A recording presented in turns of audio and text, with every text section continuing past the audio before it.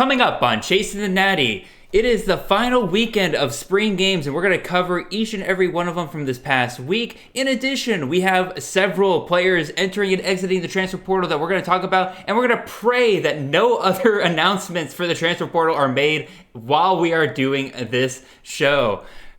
All this and more coming right after this.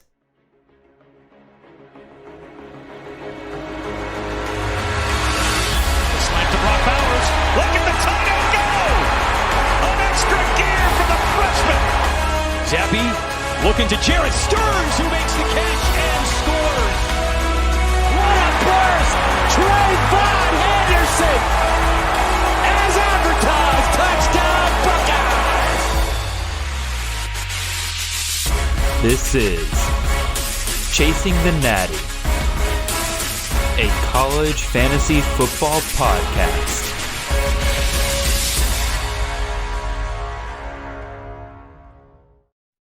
All right, welcome in, everybody. This is Jared Palmgren, host of the Chasing the Natty podcast. I hope you guys are having a wonderful, wonderful ride to work on your Monday morning. I hope the traffic is all right, well, again, I'm not going to wish traffic on anybody there, so I'm not sure where I was really going with that. Chris, I think you're muted, by the way. But speaking of which, welcome to another episode of Chasing Natty. Like I said in the intro there, we are going to cover the final weekend of spring games, and we are really kind of getting ready for the transfer portal to heat up. As we were recording this, it is the final day for players to enter the transfer portal before they have to do they can still get immediate eligibility, but this is the last day to do so without any kind of roadblocks hindering them from doing so, paperwork, waivers, stuff like that. So, got a lot to get to today, but first let me reintroduce one of our more frequent guests onto this program, but he hasn't come on here to discuss any of the spring games, so I made sure he got on here for these last ones. Everybody, please welcome Maximus himself, Mr. Chris Moxley. Chris, welcome back onto the show, man. Thanks for having me. I have been a frequent guest. We had our summits, which were with Brandon and Nate, and those were a ton of fun. Those are so much and fun. We talked first mock, so I'm glad to be back at the end of spring, and I feel like a lot's happened since we've chatted. So much has happened. Again, I really like those the summits that we did. I really hope that we can get at least one more set of those out right around the fall time. That people seem to really, really enjoy those, and they liked hearing us debate different guys. So I think we could definitely do that again.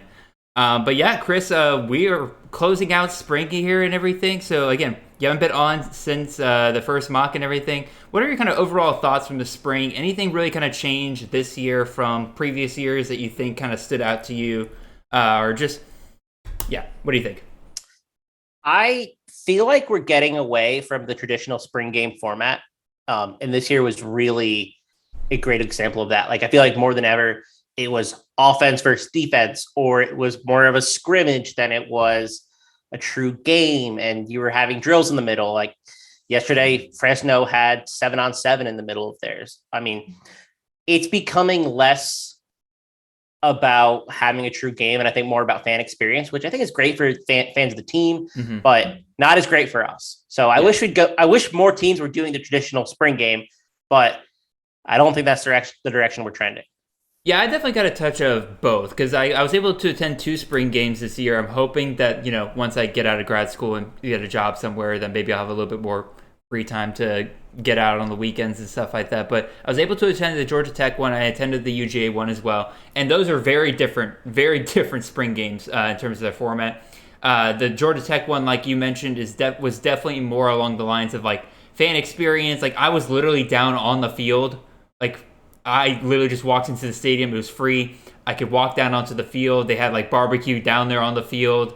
Way overpriced barbecue for that matter. But even so, if you watched my Georgia Tech video, like all the videos I got from there was like right there on the ground. That was actually me recording that. So it was very, very cool experience. But again, I didn't get as much out of it as say I got out of Georgia, which Georgia very much set spring game.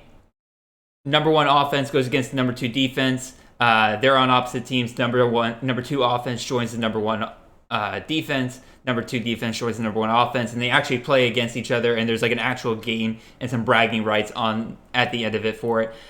Again, as a fan, I do get the appeal of the Georgia Tech model and like the teams who do it. And I think it really works for like these smaller teams. Because again, like you want to give people a reason to come to your team, because like nobody goes to the Georgia Tech game or spring game being like, already, are we going to be a team that's going to dominate the ACC this year? Probably not. But you'll come for some barbecue and like getting to see your team's players like up close and personal, sure.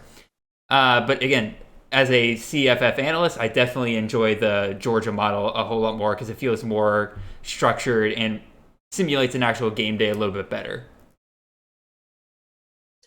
I agree with that. I wish, I've attended multiple South Carolina spring games, and there are a lot more games, and I've been to some scrimmages and practices and as well, and it's just a different environment. It's just a lot of fun when you can like root for players in the true game sense.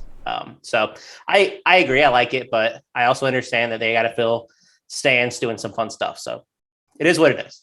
I don't know if this is something that like has been going on the past couple of years, but one thing I really did notice was just like how much more pass heavy these teams have become in the spring games. Because like you mentioned a couple weeks ago where you talked about, it might have been South Carolina, but you're talking about like how pass heavy they were, like their neutral scripts seemed to be in the spring game. But like as the spring games kind of went on, I was like, seems like everybody's doing this, and it makes sense because like running the ball is by far the most physical part of the game, and it's also the area where you're most likely to encounter injuries. So like, why risk it? If you already know who your running back one's going to be, like why risk it at all? Yeah, and you're not even seeing true RB1s carry the ball more than like maybe 10 times. Sometimes not even more than 5, and sometimes they don't even get more than like a carry to start the game. I mean, there's no incentive to do it, and some don't even have tackling allowed. Sometimes it's legitimately 2-hand touch for even running backs, not just quarterbacks. Exactly. And so it's definitely a warm up, and that's kind of been always the point of the spring game, I think. But it's definitely trending towards a less game-like environment. And again, part of me like enjoys that because again, like if I'm actually there, I appreciate like getting to see things I don't normally get to see. Because that's some people just enjoy. People love access. They love being able to see like how the sausage is made. They like being able to hear the coaches a little bit better. Like a lot of spring games this year had like tons of interviews like with the coaches while they're down on the field coaching and stuff like that. I think that's great. But again, like for us, in terms of like trying to get these to simulate a game day experience and like what these players will do on game day, definitely less and less to take away from. And again, like I mentioned this on a pod 2 weeks ago, I think I did it with Brandon or Nate, where basically spring games have become to me where it's like if you hear like a steady drum beat about somebody like out of camp and you're like, okay, I don't know whether to believe this or not, spring games tend to be where that's kind of confirmed. Good examples are Tyrone Tracy out of Purdue. We've been hearing about him all spring, and like once the game day got there without Milton Wright on the field, he definitely seemed like the guy that they were wanting to get touches on the ground and through the air. Eric Gilbert was another one where, again, I've been hearing the drum beat all spring, and I'm like, okay, is he really back? Like, or am I getting behooved here? Goes out on spring day, catches 3 balls and 2 touchdowns, is clearly just a monster in the red zone. I'm like, I guess Eric Gilbert's back. Here we go. So, alrighty. You got any more, Chris? No, I was just going to say I'm kind of in the same boat. I'm taking less away from the actual game and more about the role a player has on and how they're being deployed. Yeah. Alrighty, so with that, let's move away from spring games. We'll move back to them in a second, but we're going to talk about some of these transfer portal news from this past week.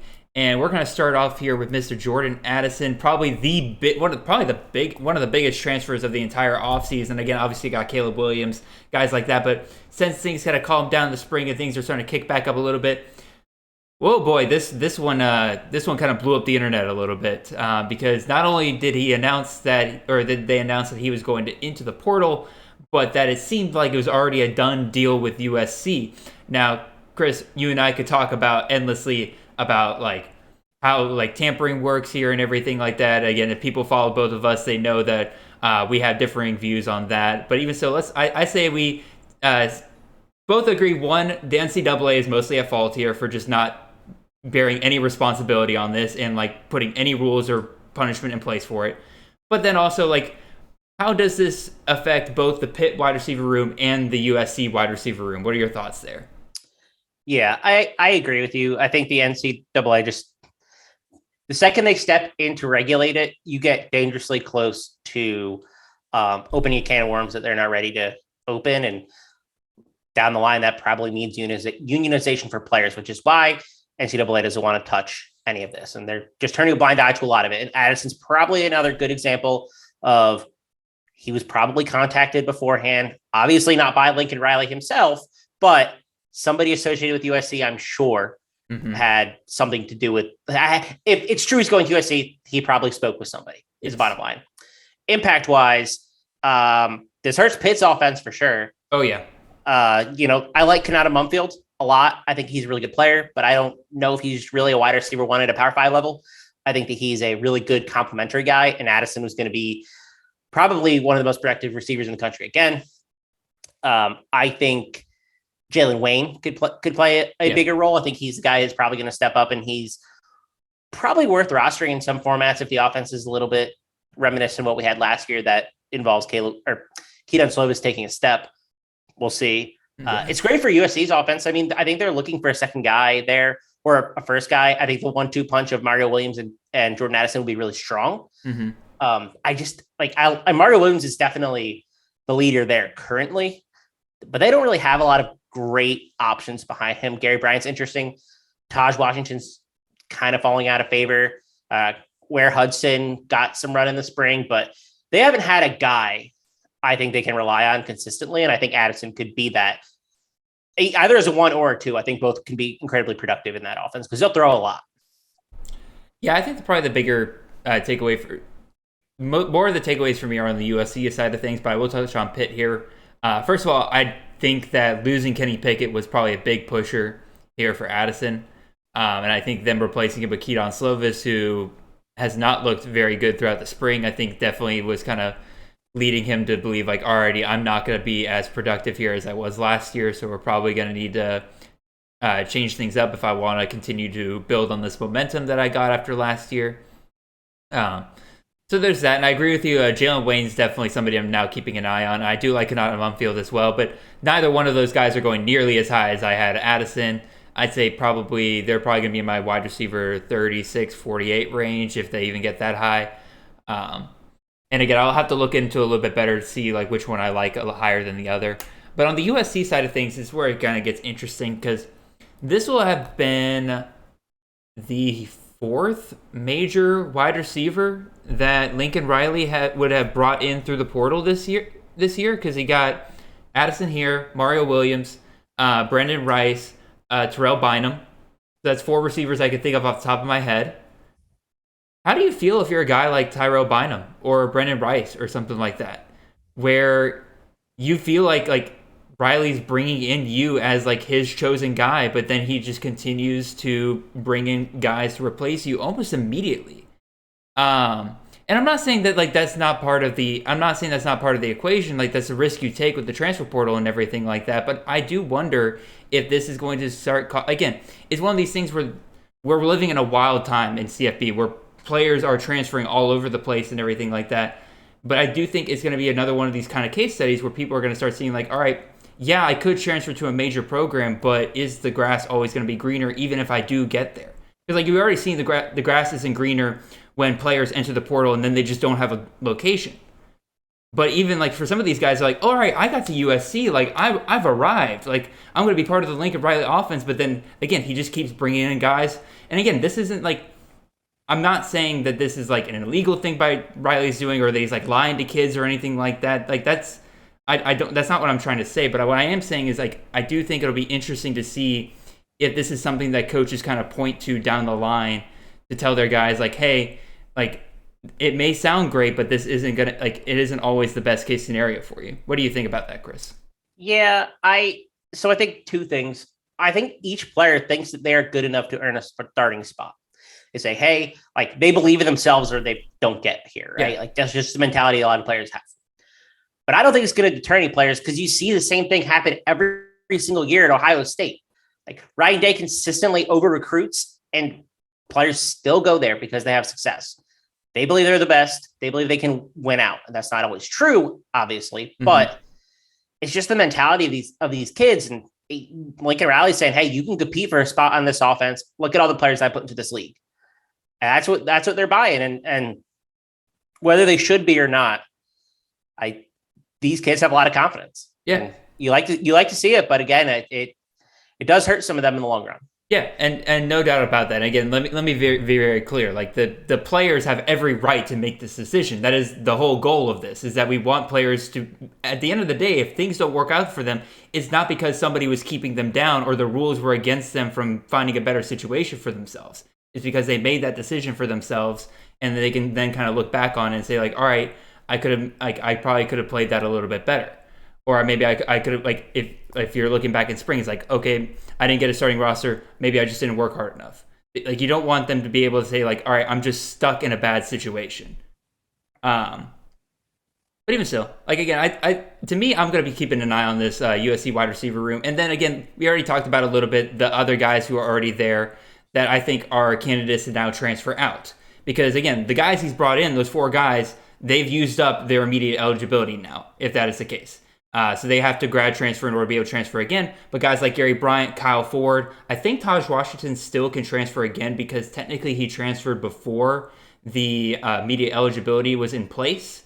And so, or before that rule is in place.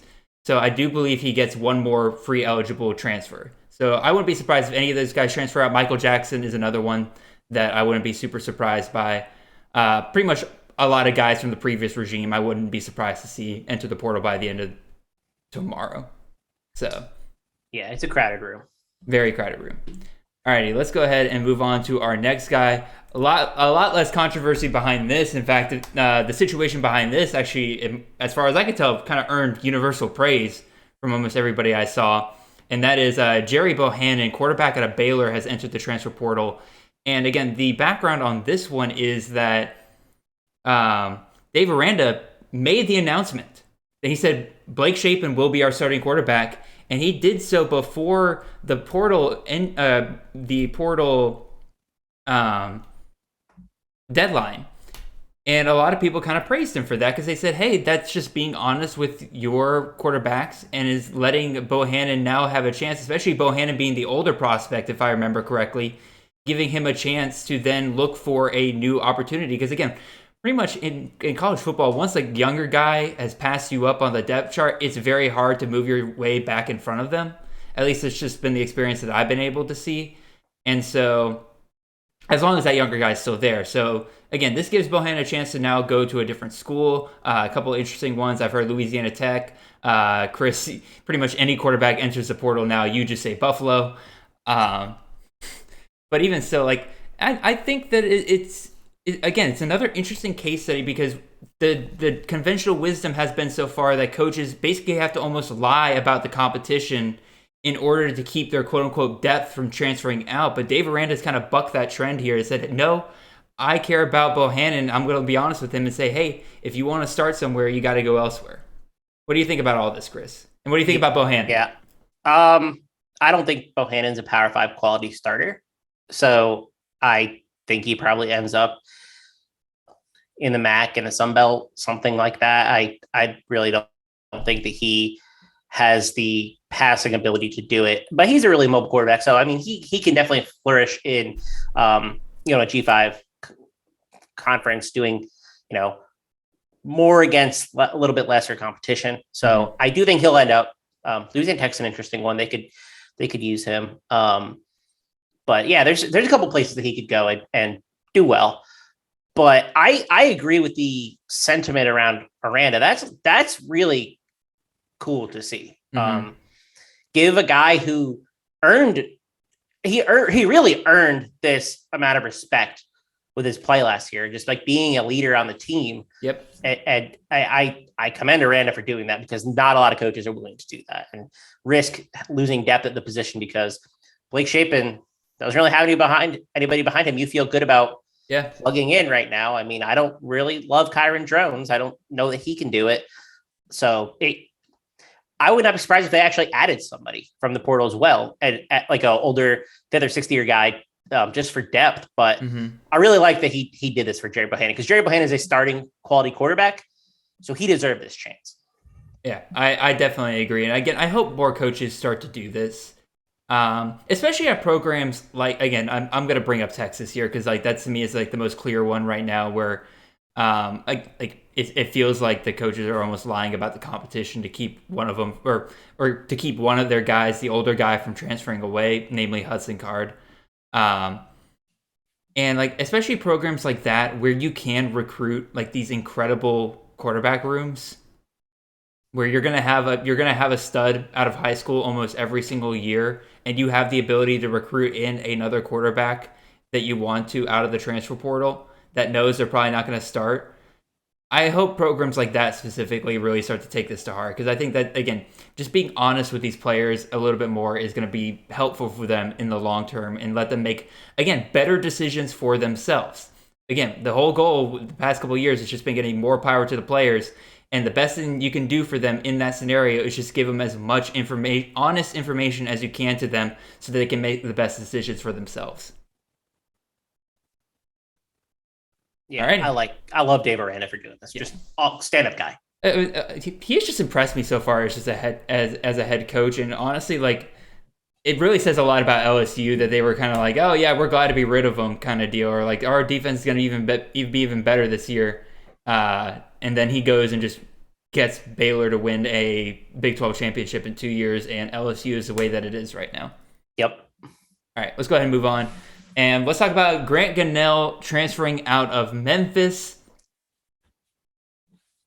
Once again, I'm just glad that this quarterback situation's figured itself out. Seth Hennigan, he's going to be the starter. We don't have to worry about any more rumors about Grant Gunnell pushing him for starting spots. And maybe I forget, is it Silverfield? Silverfield's the head coach at Memphis. I think maybe Silverfield kind of took a leaf out of Aranda's book here, and maybe he was one of the guys trying to say like, oh no, this is a competition. Probably went up to Gunnell after Aranda did what he did with Bohanon and was just honest with Gunnell, and so Gunnell now has a chance to transfer away. But that doesn't shy away from the fact this is Gunnell's second transfer in 2 years. So Chris, do you think there's a possibility that he could land anywhere that you might be a little bit interested in him, or do you think that Gunnell is DUN done? I think he'll start somewhere this year. Okay. I think there's enough places that are probably looking for a quarterback that he can start, and I think he's a good starter. To be honest, I thought he looked better than Seth Hennigan in the spring game, and I don't think they want to lose Hennigan, because Hennigan was a freshman last year and could very well be the future for the program. And so even if he was behind Gunnell, I don't think they want to risk losing him. And so this is kind of probably the decision that they came to. And I think it's smart, because I think Hennigan probably has the higher ceiling, but Gunnell will start somewhere. Gunnell's a good quarterback, and he looked good in spring, and he looked good in the spring game.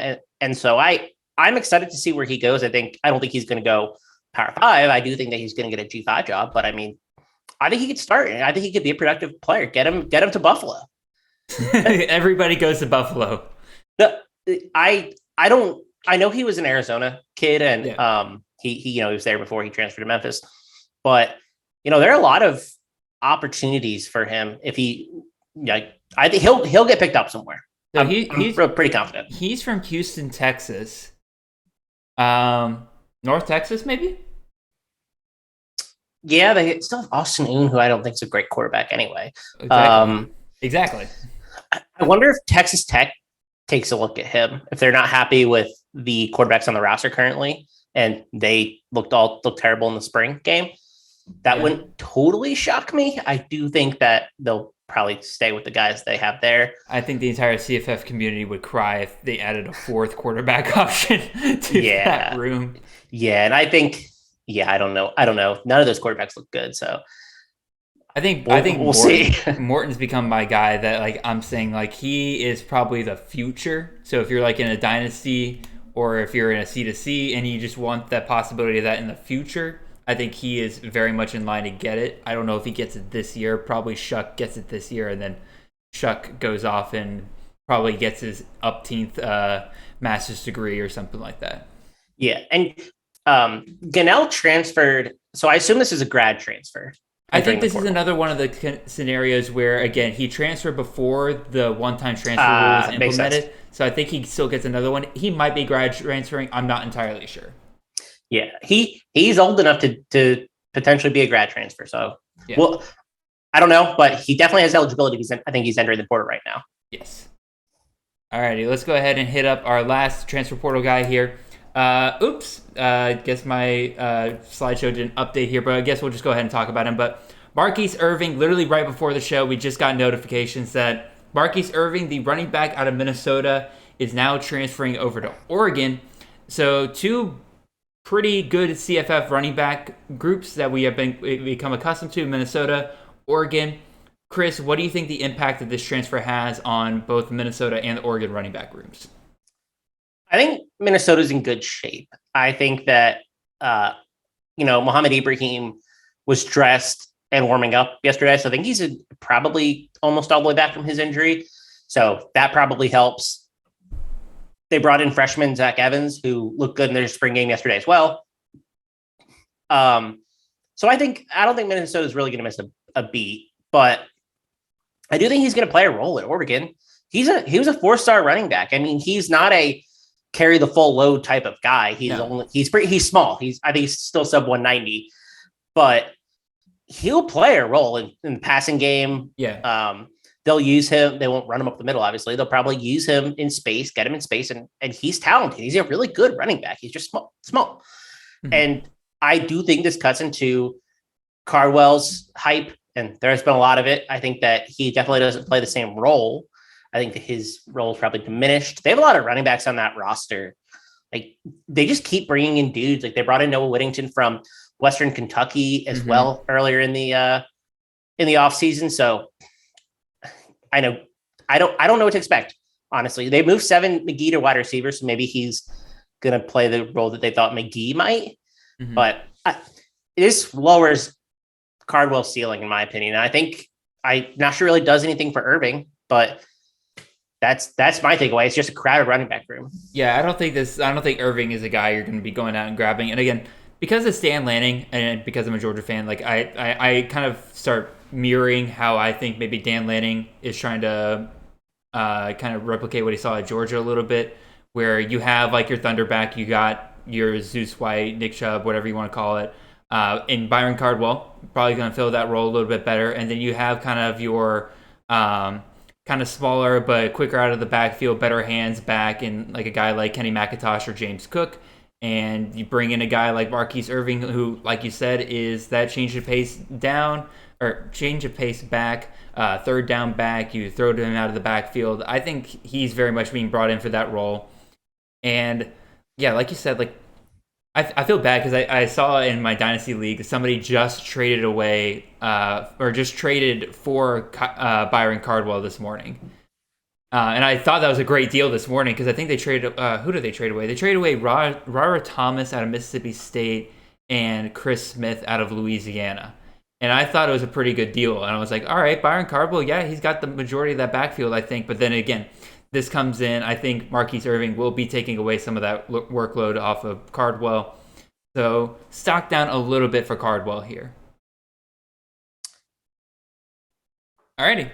So that kind of finishes up our transfer portal. We're already 30 minutes into this, so oh boy, we got to move through these spring games. So let's go ahead and get started. We're going to go chronologically order from yesterday. So we're going to start with the Maryland Terrapins here. So Chris, what were your kind of main takeaways from the Maryland spring game yesterday? I think the offense is going to be good again. I thought Tualia looked pretty sharp. He didn't have Rakeem Jarrett or Dante Demas. Demas is still recovering from a pretty bad leg injury, but I think Jarrett was held out. Jarrett was held out? Jarrett ended up being held out. Okay. I believe he was dressed, but he didn't play. Okay. And so there was confusion about that, but he wasn't on the field. So Jacob Copeland had a big day, and he was the offensive MVP, transferring from Florida. I think he's a pretty interesting piece, especially if Demas isn't ready. And Demas, if you don't remember, had a really tough injury against Iowa, pretty gruesome leg injury. And so, yeah, it was bad. So he might not be ready. And I think that this offense could support a good wide receiver, and it might be Copeland considering we had the opportunity for Raheem Jarrett to play a bigger role last year, and he didn't. Yeah. And so the connection between Copeland and Tuli Tagovailoa was really impressive. They connected a lot. So that was my big takeaway. And they had two running backs that I think looked good. Mm-hmm. Roman Hemby, I think, was the guy that I thought looked better, but I don't think we have much clarity out of that situation yet. It seems like Colby McDonald is like, again, you're right that Hemby looked better in my opinion, but it looks like McDonald's going to get the bigger workload because he got 18 carries yesterday in this game versus Hemby, I believe, only got 10. So if there's going to be one that I draft, it'll probably be McDonald because, again, like this is only a one-game sample size, so if they're going to give McDonald more carries, it probably means he's performing better in practice at the very least. But again, either one of them, like if you want to just take your shot, like these are going to be guys you draft in like the 16th, 17th round of your CFF redraft leagues, and you're going to find out very quickly whether or not they're going to be guys you want to keep the rest of the season. You can drop them without much heartache there. Copeland is what I've kind of been hoping to see out of him the past couple of years because I hyped him up last year with Florida because you saw all of basically almost the entire receiving group out of Florida go to the draft the year before, but Copeland was the only guy left. I'm like, hey, if Emory Jones or Anthony Richardson, whichever one kind of figures their stuff out, Copeland could easily become the guy in this offense. And he didn't really perform up to expectations last year, but again, I kind of blame that more on, one, just Dan Mullen not really running the program very well, but also B, the switching back and forth between quarterbacks made it hard to develop any kind of chemistry. But I'm glad he moved over to Maryland. I'll be real. I wanted Georgia. Even though he's a Gator, I wanted Georgia to grab Copeland because I thought he would have made a very good outside receiver for us with us losing Burton and Pickens. So, but again, he made his way over to Maryland, and I'm more on board with Copeland than I am with Raheem Jarrett. Again, like you said, last year Raheem had his chance to really be the guy for Maryland, and he just wasn't. He really wasn't. At times, he was outshone by guys like Brian Cobbs. And I forget the other one off the top of my head, but both of them entered the transfer portal. So it seems to me like I'm probably going to own more of Copeland this year at his price currently than I will out of Raheem Jarrett. Again, Raheem Jarrett to me is one of the worst values in CFF right now. I just don't see the path to him being productive if he didn't produce last year when he had the opportunity. Yeah, I'm right there with you. I am pretty interested in Copeland because I don't think Demas is going to be totally healthy week one, and so that's the bet. That's the bet that I'm making if I'm drafting Copeland because I think that as an outside wide receiver, he could be really productive in that offense. So Demas was averaging, I think, either 100 yards a game or just under it, and I think a touchdown per game as well before he had gotten hurt. There is productivity in this offense, and someone is going to benefit. So I'm more than willing to take a shot on Copeland. I think he's going to be a great value. The other name that kind of stuck out to me in this game was Corey Dykes, who is currently working with the wide receivers, even though he was recruited as a tight end. But they said during the spring game that it was mostly due to the fact that their wide receiver room was just so injured. So I'm kind of hoping he moves back over to tight end because clearly he's another guy that they want to get the ball to. He had a 46-yard catch in this game, and they hit him pretty deep on it too. So if you can get a tight end that can get an average depth of target going pretty well like that, I definitely am interested in, if I remember correctly, the tight end last year, yes. Okonkwo. I'm not even gonna attempt that first name, but Okonkwo finishes the tight end 17 last year. So if Dykes is this kind of like in-between player and he gets tight end eligibility, I'm definitely going to take a shot on him in several drafts. Yeah, I like that call. I was reading up about him, and so because like we said, right, their two top wide receivers were hurt. So if he's going to be a move tight end, that offense likes to use them, especially the red zone. That's where Okonkwo was used a bunch last year. Alrighty, let's go ahead and move on to our next one. And we're going to go to Buffalo, New York. Chris, you want every quarterback in existence to come play here. So let's get started with you here. And I guess you could start with the quarterbacks. Any of them that were here that stuck out to you?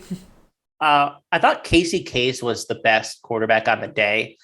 That's what all the reports seem to indicate. He seems to be the guy that's probably in the lead.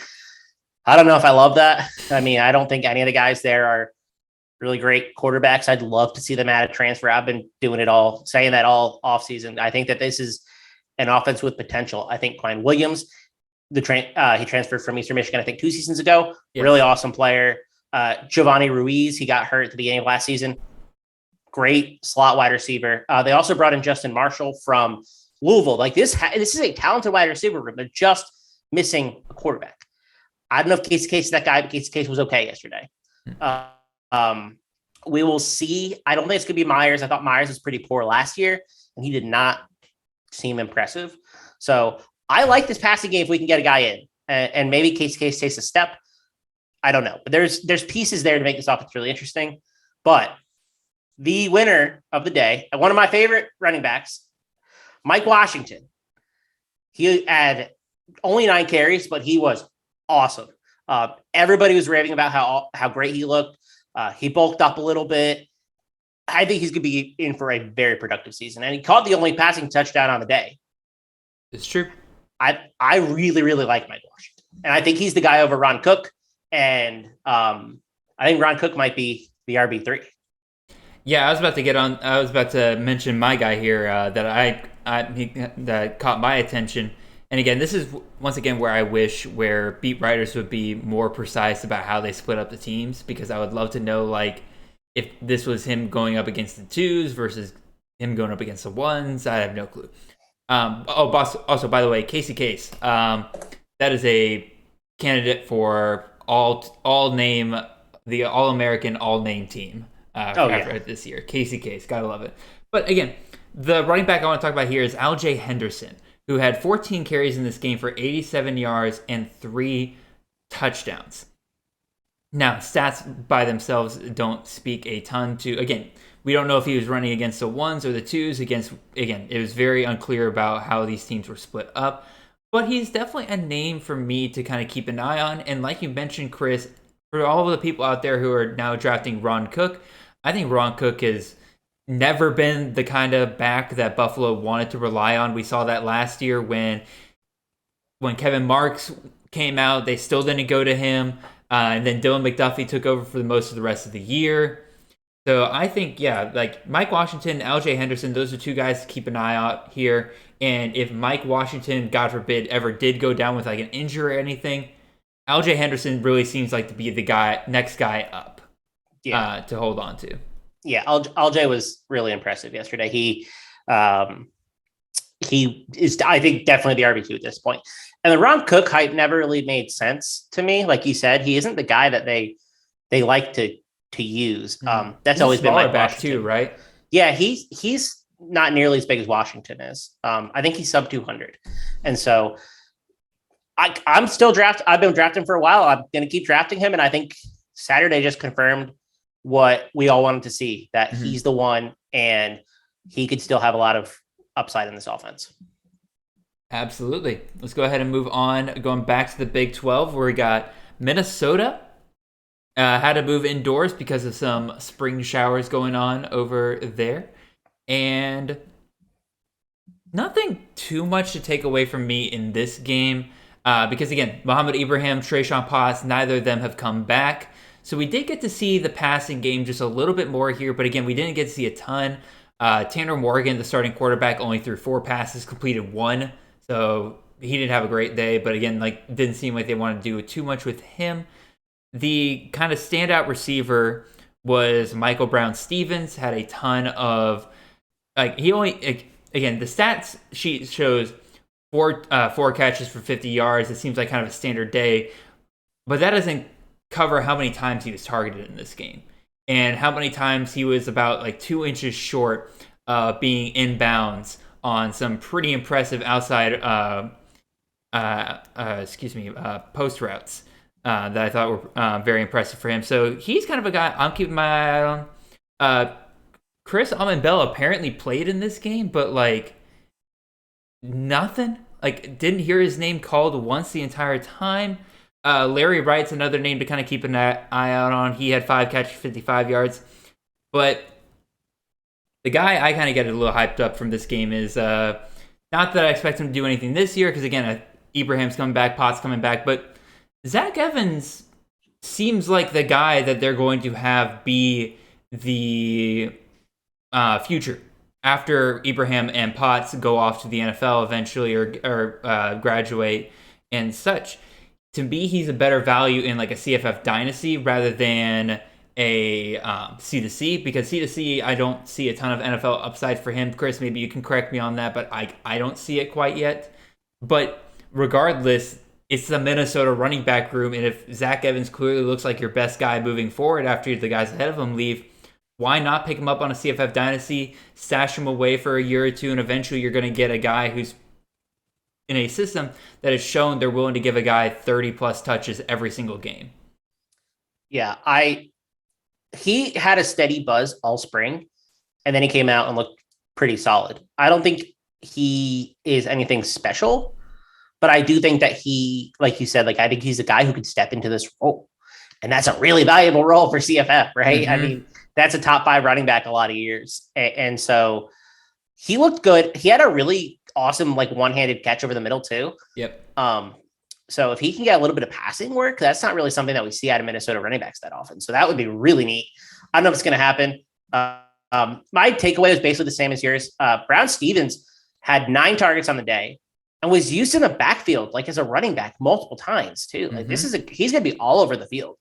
And I don't know what he's going to do alongside Chris Bell, who I still think is the one, but he's definitely going to have a role. And that role could be pretty valuable if he is getting rush attempts and he is being targeted 9 times a game, you know? Mm-hmm. So it definitely an interesting player. Someone that I'm probably not drafting yet, but someone that I am keeping an eye on. Yeah, I'm definitely not to the point where I'm drafting them really in any kind of format yet. Chris Bell probably takes a hit for me compared to where I have him right now, because I think I have him. Let's see, my wide receivers. I have Bell at the wide receiver 63. Probably going to bump him down below some of the guys that I have there, because like I have Tamatoa out of Hawaii right behind him, Donovan Green out of Wake Forest I have right behind him, so I'll probably knock him below those guys just a little bit. But even so, like, to me the big takeaway was Zach Evans. If you're in a dynasty league, he is somebody that I would probably spend, like, I'm not going to say top draft capital on him, but like if you're getting into like the round like 5-6 range, I definitely like he is in a valuable enough position where I would definitely say go get him. So let's go ahead and move on. Fresno State going over to California, and Chris, I think we're both on the same page here, where for the most part there isn't a ton new to take away from the Fresno State spring game. All the usual suspects did pretty well. Like Jake Heiner's starter. There's no real question there. Jalen Cropper looked like the best receiver. Jordan Mims was out for the day. So I guess really the takeaway after that is Jordan Milroe had a very, very nice day at running back. So I guess you could have maybe a little bit of concern that he might eat into Jordan Mims. But everything I've heard out of camp is that Mims is the clear one and that they're going to use him like they used him last year, which is they gave him all the touches last year whenever he started, even more than Ronnie Rivers. So anything I'm kind of missing here, Chris, that you think is like a takeaway from this Fresno State spring game? No, I had the same thought about Wilmore. I thought he looked pretty good, and the reports were pretty glowing. Mims played in their like 7-on-7 kind of weird, not really an actual game practice kind of drill thing, whatever you want to call that. But he didn't record any stats in the spring game. So that tells you all you need to know about how they feel about him. They probably don't want to risk him out there. But yeah, I think Wilmore, if anything happens to Mims, is probably a plug and play guy. So he was impressive. Yep. I think we can move on from this one pretty quickly. Again, not a ton to take away from here, but keep an eye out on Milroe. And if he's available in your dynasty supplementals and everything, go ahead and just scoop him up. You'll probably enjoy having him in a year. All right, let's go over. We're going to stick on the West Coast here. We're going to go over to Washington. And before we even get into any of the players, good Lord, the attendance for this spring game was probably one of the saddest things I've ever seen in college football. There was recorded apparently like just over 100 people in the stands for this spring game. And this was a spring game that was being like broadcast on TV. And I said afterwards, I put out a tweet out where I said like I had a easier time finding like beat writer information about this spring game for the Eastern Washington Eagles than I did for this game. And that's not a joke. Like I looked up Washington spring game and I probably found like 4 or 5 articles on the Eastern Washington spring game before I found anything even referring to the Huskies spring game. So something's going on with the Huskies program where people are just not excited about them whatsoever, which is weird because you got the Kalen DeBoer offense there now. Maybe they do well this year. Maybe people bring it back. But overall, Chris, that's my kind of spiel on just outside of it. What happened in the actual game and like what are the takeaways here? I still think we have a quarterback competition. Michael Penix started. He started with the ones. Heward looked better. I thought he was the best quarterback on the day, in my opinion. But it's clear that Penix still holds a lead on him. He did throw 2 interceptions. Heward looked solid. I still think Morris is involved in this competition too. I don't think there's anything I learned about the quarterback competition yesterday. I thought the wide receivers were good. McMillan and Odunze, we know that they're going to play a role. But transfer Junior Alexander was a guy to definitely keep an eye on. He was impressive.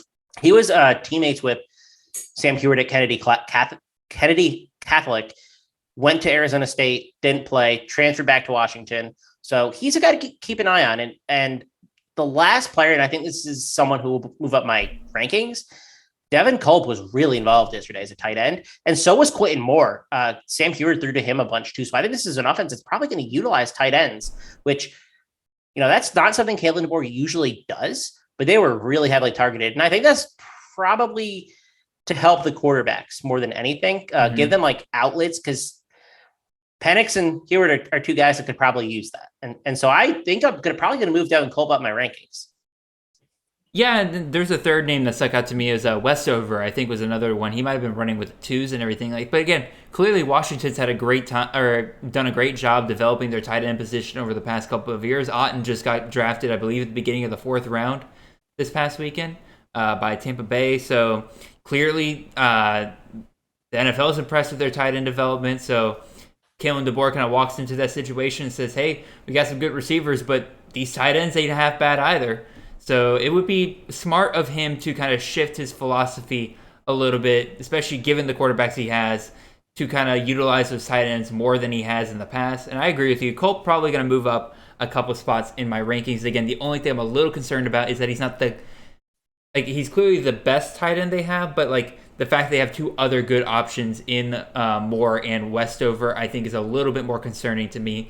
Versus like another team where like there's only clear one tight end that kind of stands above the rest, if that makes sense.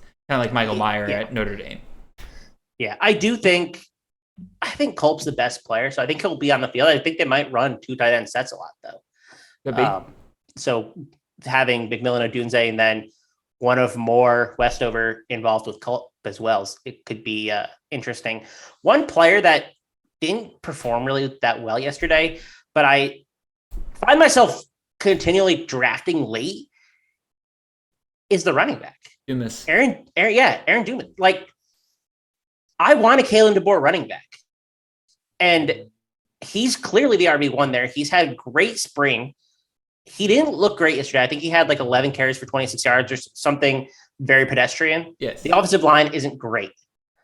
But I want a Kalen DeBoer running back, and he's not getting any buzz at all. So he's a guy that I have recently moved up rankings and will probably be drafting, considering he either doesn't get drafted or goes the last round.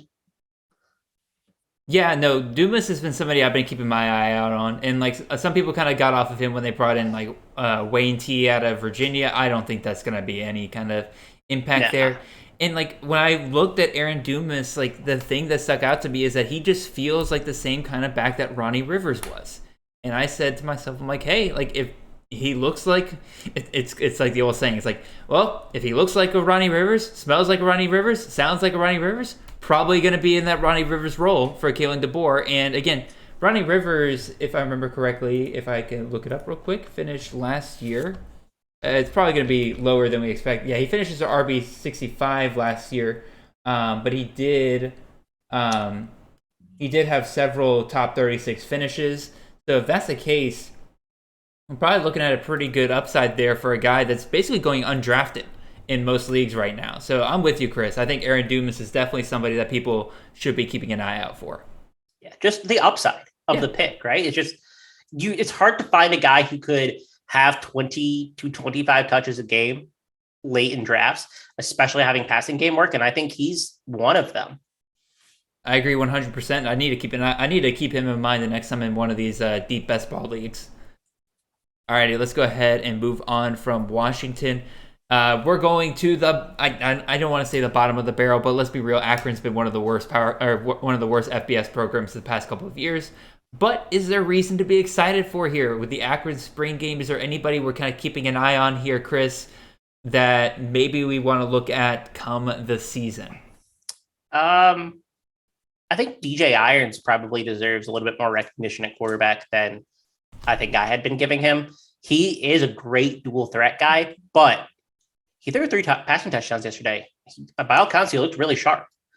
And I know he's going against Akron's defense. So, I mean, what can you actually take away from this game? But he's got upside. He's 20, 25 point upside in, especially in matchups. He could score you 30 in like those high score games against NIU, Kent State. Like, he has that type of potential. So I probably like him a little bit more in a best ball format, but I will probably be moving him up is the takeaway I had there. I don't think anything was decided at the running back position. I think John Zell Norrells is probably the RB1, but it's probably going to be a committee again this year. And then Tony Grimes is the best wide receiver. I'm not even sure that matters.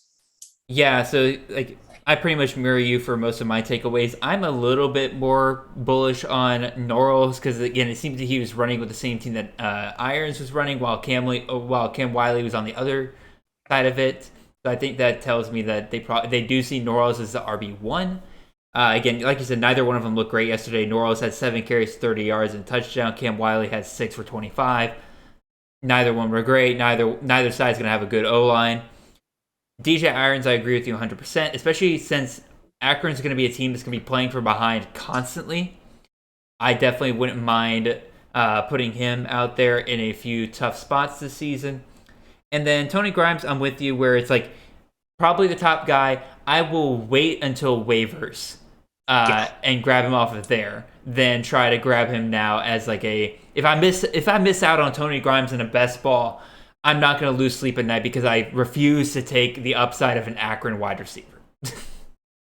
Yeah, I will not be drafting him. I need to see him do something before I draft him. And they had Kanata Mumfield last year, and Mumfield was great, pretty much not startable for most games. He would have a big one here and there, but in the context of the offense, he was awesome. But it's still a low ceiling offense. And Zach Gibson was a better passer last year than DJ Irons is. So this is a big time wait and see on anyone outside of Irons and probably Norrells.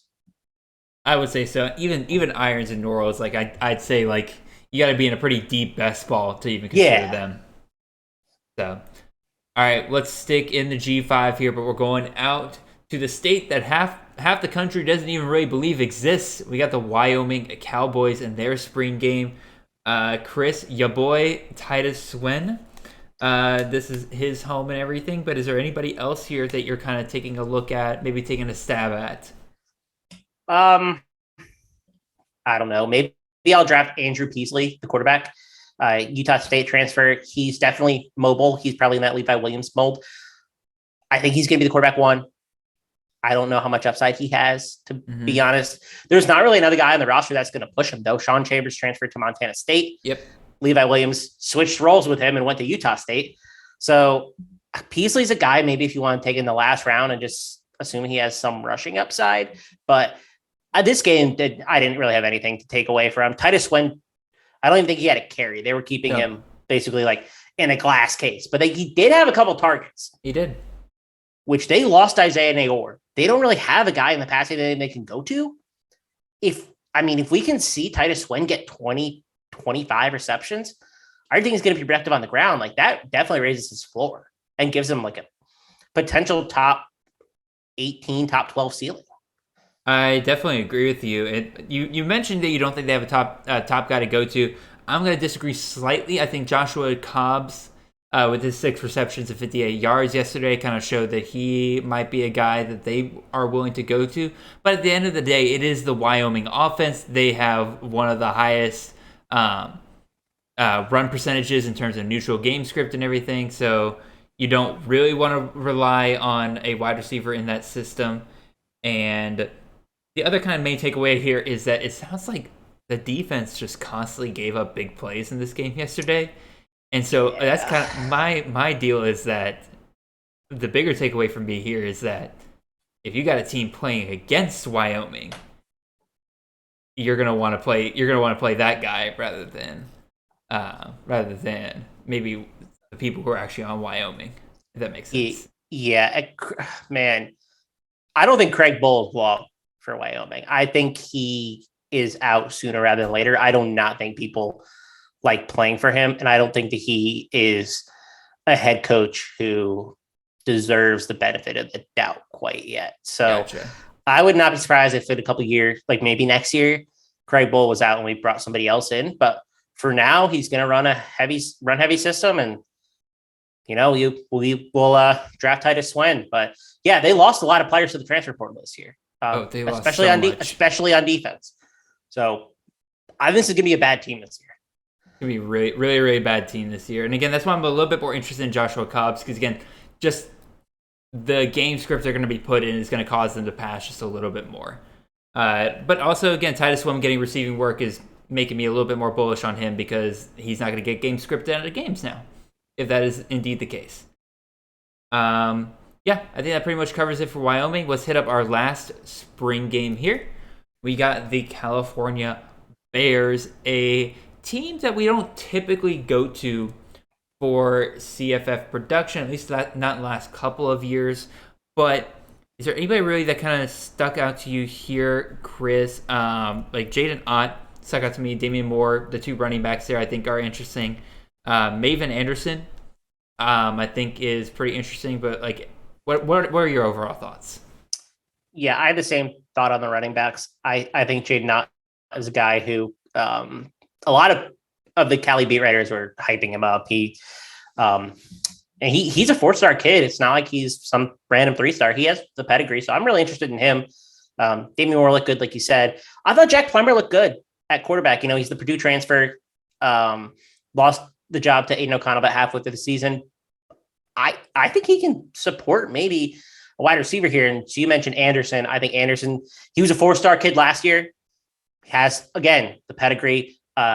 J. Michael Sturdivant had a nice catch early. I think he and Anderson are probably going to be starting wide receivers. They lost all their starters last year. Yeah. Crawford's gone. He had been the wide receiver 1 there. I think there's a role for someone to fill. I thought Anderson was the best on the day. So I'm taking a stab on him. Probably like I just moved him into my rankings earlier today. So that tells you kind of what I think about him. A deep draft, I would probably take a shot on him. Do you think the running back situation here, do you think it's going to be split between Damian Moore and Ott, or do you think it's going to be the Moore show this year and then Ott is kind of the guy next year? What do you think? I think it'll probably be split. I would be surprised if Ott got more than like 30% of the work early. I think maybe at the end of the year he can catch on, but he's a guy that you have to take in dynasty, and I don't think you need to draft him in. I don't think even in a deep best ball you're drafting him. I think that he's like a wait and see if something happened to Moore maybe, but he's definitely a guy that I want to target in dynasty leagues, in C2C leagues. I mean, he's a player who I think is impressive, and I think will have a big role in this offense. It's an offense that likes to run the ball if they can. I mean, Chris Brooks transferred out, but they want to run if they have the opportunity to. So I like Ott. And they definitely have the quarterback now to pass it if they wish, because Jack Plummer's a pretty good passer. Definitely not a good runner, but he can definitely move the ball through the air and help out Anderson there. So that pretty much brings us to the end of our show. Anything else, Chris, you want to touch on here today before we kind of finish up here? No, it's sad time being at the end of spring. I always enjoy covering the spring games and following along. So now we're actually moving on to what I would call real football time. Yep. So it's exciting. No more of the shows basically being written for me. I have to actually take some time and plan these things out now, rather than just listening to spring games from this past week and being like, all right, let's talk about it. I really do love going back to when I can have such a different topic every single week, because I got some pretty fun ones lined up in the next coming weeks. I want to do a show based around freshman supplemental drafts for CFF Dynasty. I think that'd be kind of a fun one. Best ball versus redraft. I think people would be. That's one I've been kind of throwing around here. We can do some discussions on, and then again, just kind of continuing to keep up with the transfer news and everything like that. Today's the deadline, but we're gonna have people who are gonna transfer out, still try to get those waivers. You're gonna have people who are finding their homes as the season kind of goes on. It's gonna be a pretty fun time. I am very much looking forward to it. Chris, what are the kind of stuff that you're working on right now that you want to tell the people out there? Now that spring is over, we're doing a lot of projecting position battles and stuff. I think we're going to start diving real deep into more work on the CFF guide. Yes, sir. We've done a little bit of work there, and over the next month, 6 weeks, I think we're going to have a lot of really interesting stuff. So now that the rosters are kind of settled, we can start projecting a little bit better. Yes, sir. And absolutely, make sure you check out Chris on any of the other shows that he goes on. He's on Devi Debate on Wednesday nights, and then it is posted the next morning in podcast form. And I totally forgot at the beginning of the show to go through the whole Campus to Canton stuff, but you guys are out there. You've listened long enough. You know all the spiels that I give out there, including the one I'm about to give you right now, where if you're watching on YouTube, make sure you comment below, subscribe, hit that like button, and all that other jazz. If you're listening on podcasts, make sure you follow us, leave a 5-star review wherever you can. All that great stuff. Really appreciate you guys listening. Chris, thank you so much for coming back on, sir. It is always a pleasure to have you on here.